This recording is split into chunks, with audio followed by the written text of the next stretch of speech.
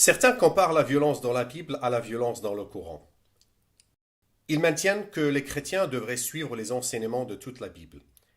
Que faites-vous des guerres dans l'Ancien Testament ou de la violence dans les paraboles de Jésus? Et qu'en est-il du livre de l'Apocalypse et des guerres qu'il mentionne? Après tout, les chrétiens croient que Jésus a toujours été présent dans toute la Bible. Pourquoi ne suivent-ils pas le Jésus de l'Ancien Testament en faisant la guerre? Ahmed Didet fut l'un des musulmans qui adhèrent à ce raisonnement. A-t-il raison? Dit-il vrai à propos de la violence dans la Bible? Il est vrai que du temps de l'Ancien Testament, il y avait de nombreuses guerres sanglantes, certaines ordonnées par Dieu.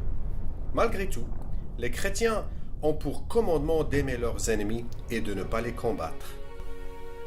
Que faire alors des passages dans 2 Timothée ou Matthieu 5 qui disent clairement que tous les commandements sont valables, y compris ceux de l'Ancien Testament? Il est bien écrit, toute écriture est inspirée de Dieu et utile pour enseigner. Les chrétiens devraient donc également enseigner et pratiquer les passages sur la guerre. Toute écriture est utile pour enseigner, mais uniquement tel que Christ l'a enseigné et vécu. C'est lui qui nous a montré comment comprendre les commandements. C'est un vaste sujet, mais laisse-moi te donner un exemple. Un jour, Jésus dit à propos d'un commandement dans l'Ancien Testament. Moïse a écrit ce commandement pour vous parce que vous avez le cœur dur. Mais au commencement, quand Dieu a tout créé, il les fit hommes et femmes, dit l'Écriture. Mais il a dit cela à propos du mariage et du divorce. Quel est le rapport avec les guerres? C'est vrai. Mais ce qui nous intéresse ici, c'est la manière dont Jésus interprète un texte de l'Ancien Testament. Du temps de Moïse, ce commandement est donné en réponse à la faiblesse humaine. Jésus, quant à lui, établit avec autorité ce que Dieu avait prévu pour nous à l'origine. C'est pourquoi les chrétiens se réfèrent à Jésus et comment il a enseigné la loi. C'est lui notre exemple. D'accord, j'ai compris le rôle de Jésus et de son exemple. Il s'applique au temps du Nouveau Testament et aux siècles qui suivent. Mais la violence est quand même présente dans l'Ancien Testament. Comment comprendre le massacre de ces femmes, enfants et même bébés? Ok, je vais essayer de te répondre. Premièrement, Dieu se révèle ou se montre à nous en contexte. Autrement dit, il se sert de la réalité dans laquelle vivent les hommes. Très tôt, il a vu quel mode de vie violent ils avaient choisi. Cela ne lui plaisait pas. Nous lisons dans Genèse 6, verset 11, « Mais aux yeux de Dieu, l'humanité était pourrie. Partout, ce n'était que violence. Quand il regardait la terre, il constatait que tout le monde s'y était dévoyé. » Bien sûr, nous ne pouvons pas nous identifier pleinement aux personnes de cette époque. Écoute par exemple ce que Dieu a dit par la bouche du prophète Jérémie. Ils ont aménagé un emplacement consacré au dieu Baal pour y brûler leurs fils en sacrifice. Je n'avais pourtant rien commandé de pareil. Je n'en avais même pas parlé. L'idée ne m'en serait jamais venue. Visiblement, cela n'a pas plu à Dieu. Les actions des hommes au temps de la Bible lui ont souvent déplu. Comme tu vois, les hommes n'étaient pas tendres à l'époque. Dieu a souvent été patient, mais par moments, il a exercé son jugement et a puni les hommes. La punition pouvait s'appliquer à un individu, mais aussi à un groupe. Malgré tout, il prévoit quelque chose de meilleur pour nous. Il veut nous amener à Jésus à travers l'histoire. C'est quand même un peu bizarre. Oui, je te comprends. Mais garde à l'esprit que même si nous en parlons peu, la Bible décrit aussi Dieu comme un juge.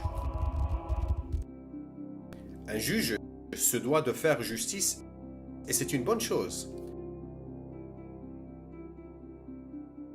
Dans l'Ancien Testament, Dieu utilise Israël pour punir d'autres peuples qui font ce qui lui déplaît. Et lorsqu'Israël commet le mal, Dieu utilise parfois les Assyriens ou les Babyloniens pour les combattre et les punir. Et le Nouveau Testament? Le livre de l'Apocalypse décrit la fin du monde. Effectivement, la Bible parle de la fin du monde, du jugement dernier et du retour de Jésus. L'Apocalypse décrit par de nombreuses images une sorte d'enfer terrestre. À ce moment-là, chacun devra rendre des comptes à Dieu pour la vie qu'il a menée.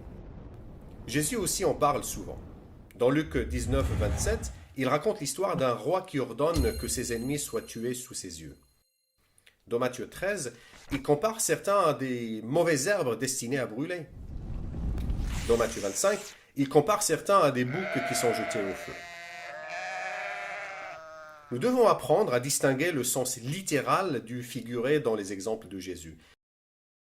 Il utilise souvent des illustrations simplifiées.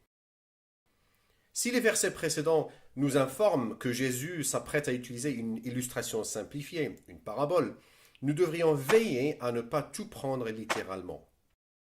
Personne ne sera transformé en mauvaise herbe ou en bouc. Jésus donne beaucoup d'autres détails dans ces histoires que nous ne sommes pas censés appliquer littéralement. Une chose est sûre, il y aura un jugement final. Le bien sera alors récompensé et le mal puni. Comment te faire comprendre cela? Imagine que des personnes comme Hitler ne devaient plus comparaître devant Dieu et être punis. Impossible, cela reviendrait à les laisser gagner. Je crois qu'il est bon que Dieu soit juge et que chacun doive un jour comparaître devant lui. Et je crois que nous pouvons lui faire confiance. Il est meilleur juge que n'importe quel homme. Dieu, un juge? Tu as raison, je n'entends pas souvent ça. Mais quand même. Je ne comprends pas tout non plus. Mais ce qui m'encourage et qui t'aidera peut-être aussi, c'est que Dieu promet des jours meilleurs dans l'Ancien Testament. Il dit par exemple dans Michée 4.3 qu'il y aura des jours où de leurs épées les nations forgeront des pioches et de leurs lances elles feront des faucilles. Il n'y aura plus d'agression d'une nation contre une autre. On ne s'exercera plus à la guerre. Chacun cultivera en paix sa vigne et ses figuiers sans que personne lui cause de l'effroi. C'est le Seigneur de l'univers lui-même qui parle.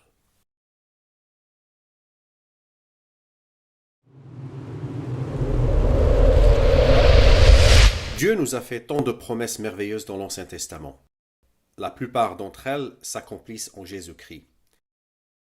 Ceux qui le suivent, les chrétiens, ont confiance en la Bible, mais telle que Jésus l'a pratiquée et enseignée.